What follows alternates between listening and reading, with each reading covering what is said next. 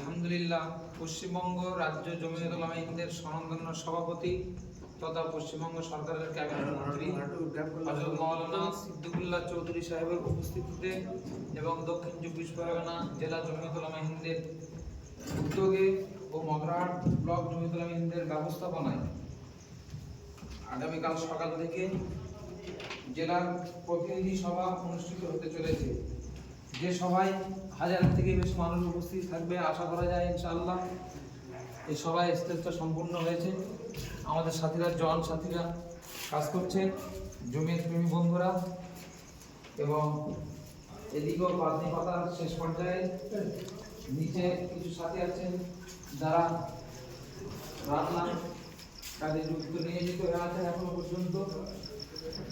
ওখানে আমাদের জেলার নেতৃত্ব, রাজ্য নেতৃত্বেরও কথা বলবেন, সামনে এটাই স্টেজ, ওখানে কথা বলবেন।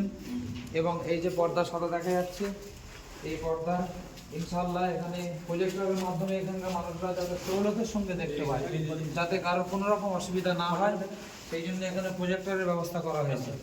আলহামদুলিল্লাহ সাথীরা করেছেন, ইয়ং সাথী এখন এই যারা মেহনত করছেন আপনি সম্পন্ন করছেন, এবং নিচে রান্নার সরঞ্জাম নিয়ে কিছু সাথী ব্যস্ত আছে। আমাদের ব্লক অফিসেও কাজ চলছে। হযরত মাওলানা সিদ্দিকুল্লাহ চৌধুরী সাহেব হুজুরের থাকার ব্যবস্থা আমাদের এই অনুষ্ঠান হলের পাশে ব্যবস্থা করা হয়েছে। দোয়া করবেন সকলে যাতে আল্লাহ কামিয়াব করেন, বেশি থেকে বেশি মানুষ যাতে এই উক্ত সভায় উপস্থিত হয়, সেই জন্য প্রত্যেকের কাছে দোয়ার আবেদন। আসসালামু আলাইকুম ওয়া রাহমাতুল্লাহি ওয়া বারাকাতুহু।